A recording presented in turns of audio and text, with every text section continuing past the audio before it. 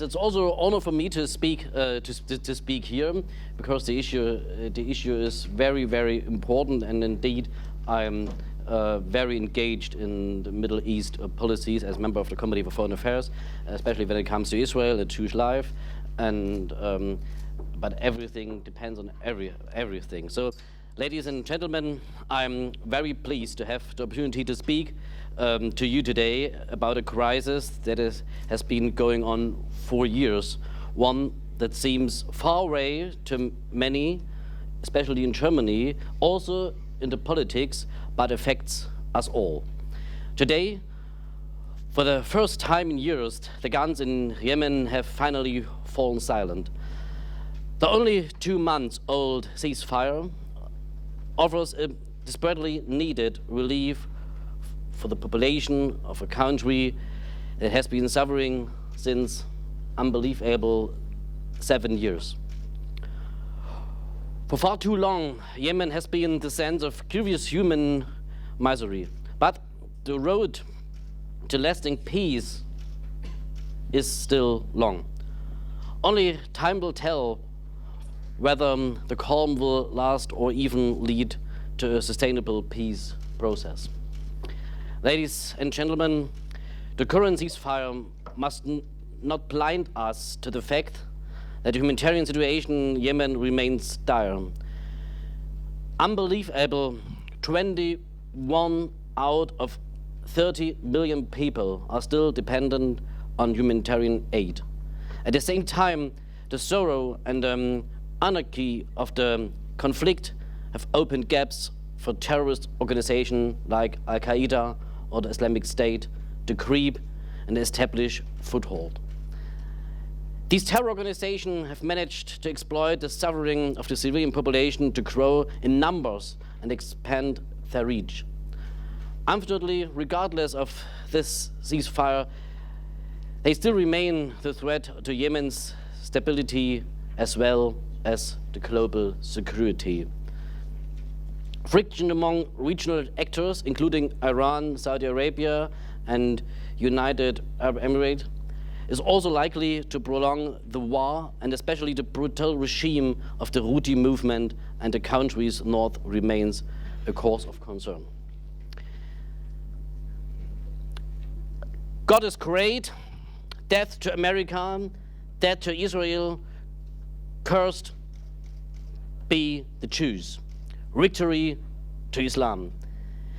This is the slogan with which the pro-Iranian Houthis present themselves. When the civil war in Yemen began, the Houthis fought for control of the country. However, when Iran and its Hezbollah allies began backing the Houthis, it transformed the entire civil war.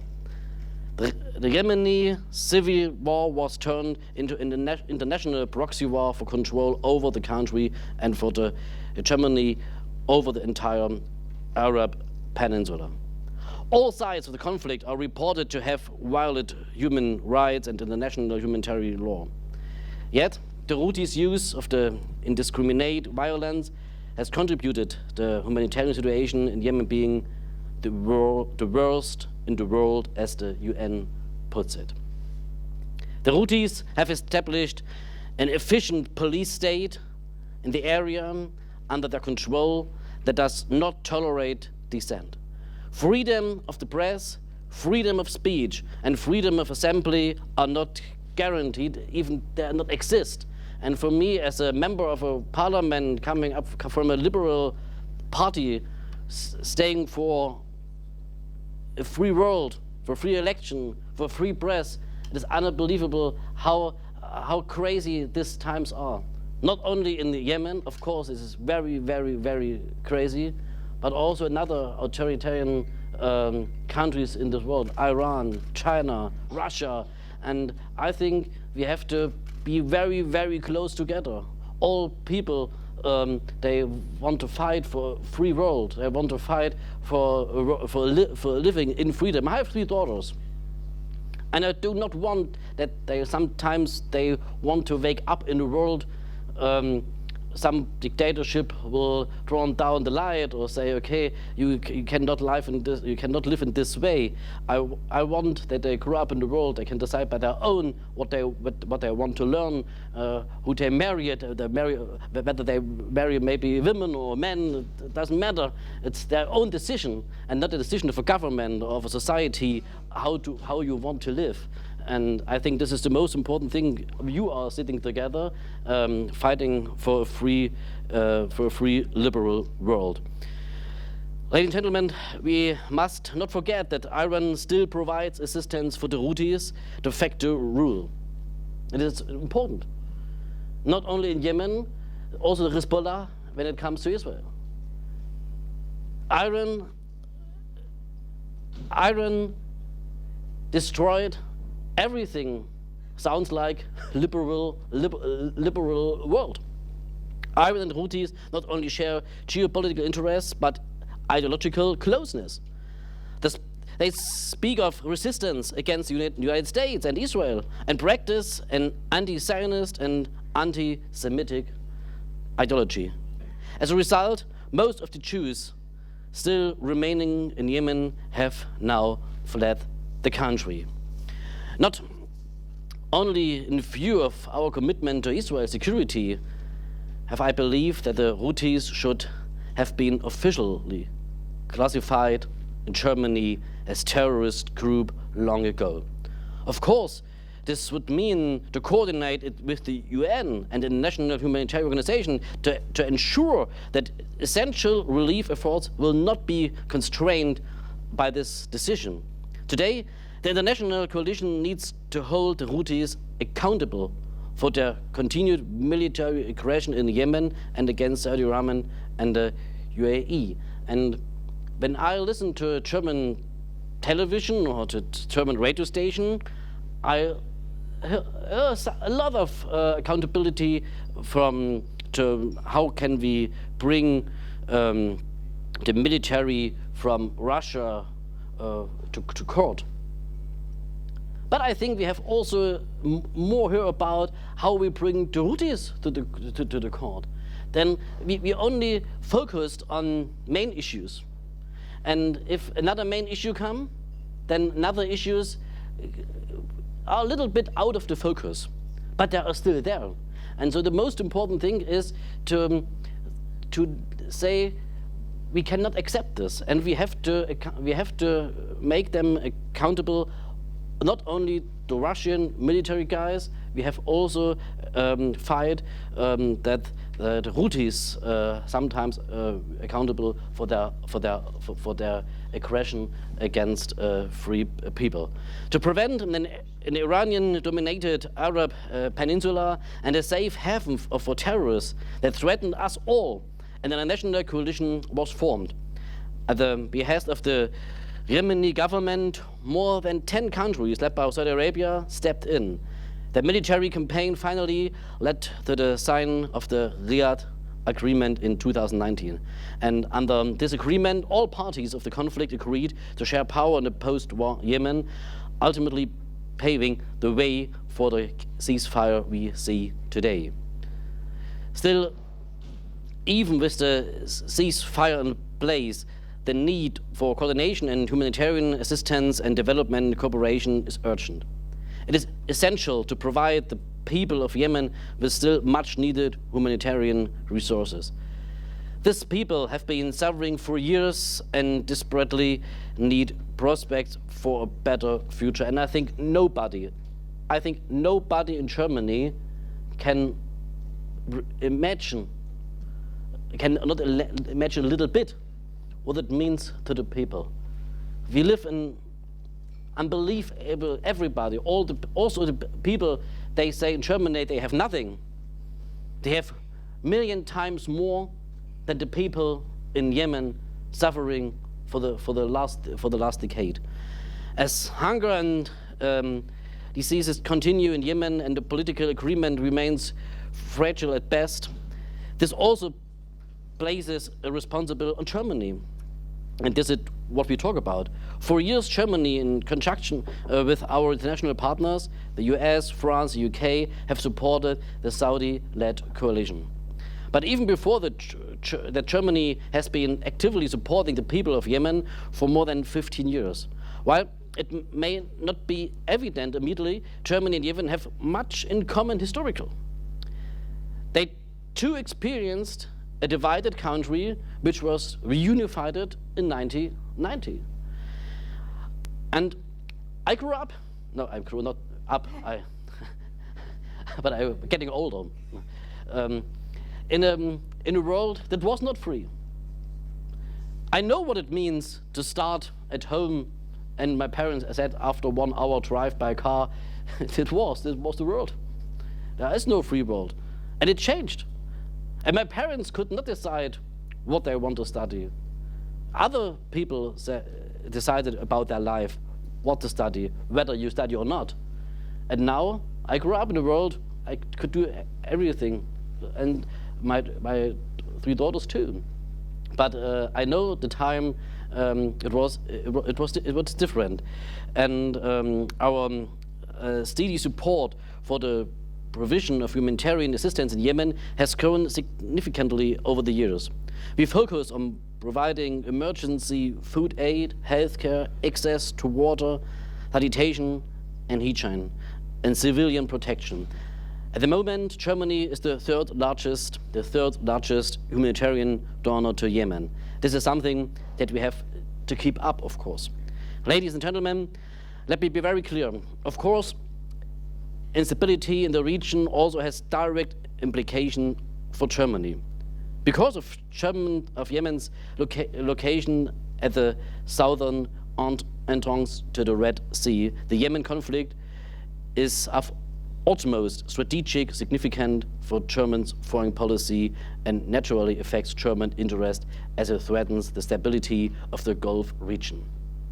The intervention of regional powers in Yemen conflict, including Iran and Gulf states, led by Saudi Arabia, threatens to draw the country into the broader Sunni-Shia divide. We have seen many times how this divide can prolong human suffering. To bring about an end to the once seemingly intractable crisis that has gripped the country for 7 years, Germany has to seize the moment of our new coalition government and focus on talking in greater responsibility to foster regional stability in the Middle East and the Gulf region. And I was a member of the team who negotiate the coalition contract. And what we written down in this contract is something also like a Zeitenwende, like Olaf Scholz said. Because I think the last decades, the foreign policy in Germany did not play the role it should be for a country of our size, not only, especially of our economic size. So I think we do not take care about really of a freedom world. If you see how Germany dealt the last decades, especially both parties, it's not, you cannot say the Christian Democratic Union is also our biggest coalition partner, Social Democratic, of course. If you see how often Angela Merkel drive to China and how often they drive to India or to Malaysia, to democratic countries. 13 times in a legislation period she was in China and 3 times in India. And no times in Malaysia.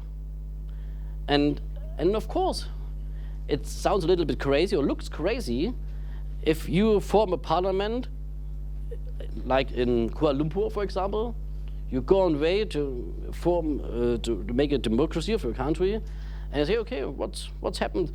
What is the benefit? What is the advantage to be a democracy? Come it along with a closer relationship to Germany or not? And also with Ukraine. If you're serious, you have to say you're very Russian focused and not very Kiev focused. So we feel very close to Russia. we felt very close to Russia, very close to China. And I think we changed this in the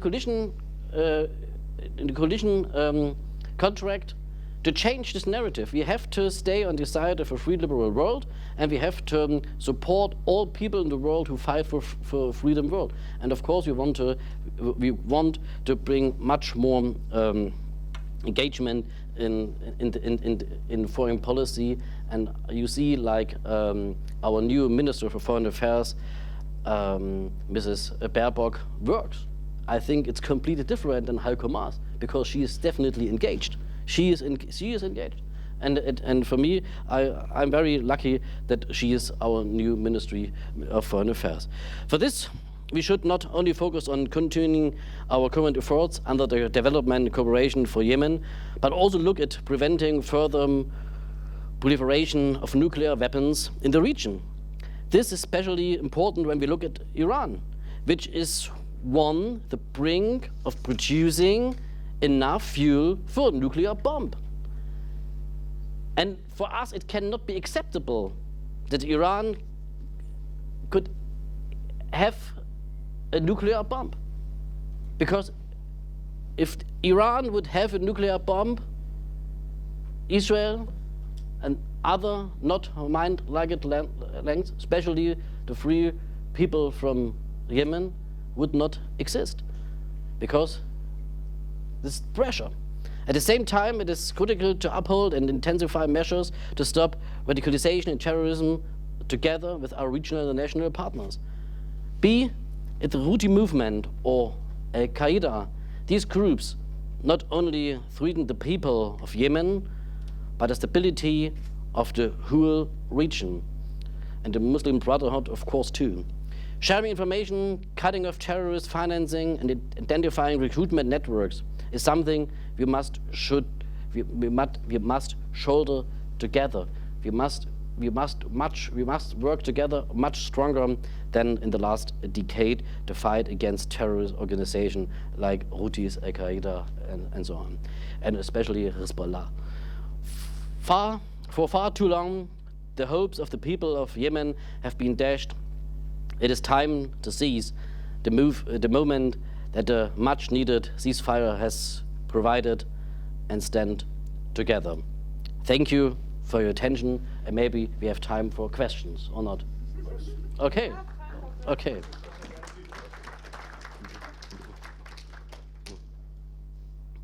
Excellent. Well, thank you again very much, and I'm sure that you've inspired comments, questions, and debate. So who would like to go first? Please raise your hand, and as always, if you could briefly introduce yourself, please. Thank you so much. My name is Louay Liriani from Yemen Embassy. Thank you so much for arranging this event, and thank you for your presentation. I believe Germany is very respectful in Yemen. All parties respect Germany very much. So that's why we need Germany to talk more against violations and to push Houthi more to commit to the truce and to peace in Yemen.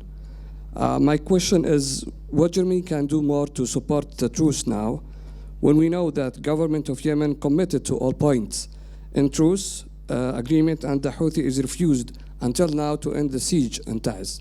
Thank you. Please. Yes, I think we have to see that right now the new government and also the new coalition started with a war in Europe. And it's crazy. Nobody could imagine that we live in a time of this brutal war. And so a lot of things they are also, I mentioned it in my speech, they are also in the world. We hadn't not that time to think about. But I'm pretty sure today, I think in 2 hours, in 2 hours, I'm going to meet Mr. Ackermann. He's one of the most experienced guy in the Ministry of Foreign Affairs when it comes to Middle East, and talk to him what we can do in this region, what we should do in this region. Because one thing is sure, we have to be, I said it already, much more stronger there and stay on the side, on the freedom side, on this day, and fight against Houthi and everything, and do much more than we did in the last decade. Of course, I wish it for the new coalition. Thank you. We'll come to the front row. Thank you for the interesting presentation. I'm Ibrahim Jalal, Yemeni researcher. You focused on, the Houthis and what things should be done. What are the tools that you can promote in your conversations? Is it targeted sanctions to sort of crumble the economic capabilities that finance the Houthi war machine in Yemen? Is it ways to increase monitoring around, sanction evasion? Is it banning Houthi media outlets, both digital and traditional? What is that actually can be done? And also, you spoke about the expulsion of Jews, Yemeni Jews in particular. How does that fit into the broader narrative which the Houthis actually stand for in the very slogan that you began your speech with? Thank you.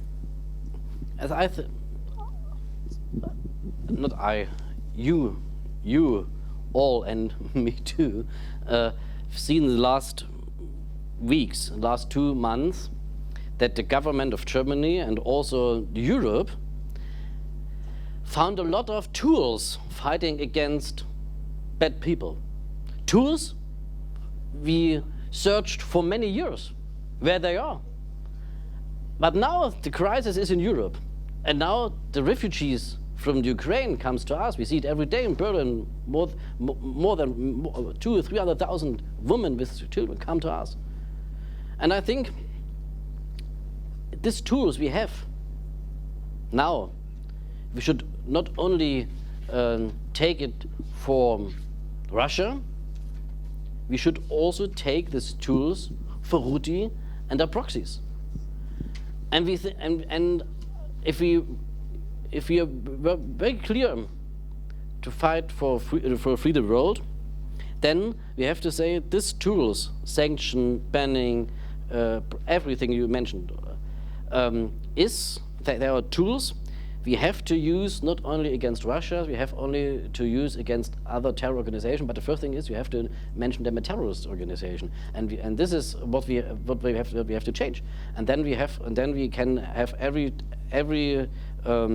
sanctions you mentioned, but we should rethink about what we want to do. And in the last decades, I think Germany was okay. Yemen was far away, and not that close. And that's and if it's not every day on the news, nobody cares about. And that's the truth. And we have to bring it to television. We have to bring it to our newspapers and look at what is with the Ukraine right now.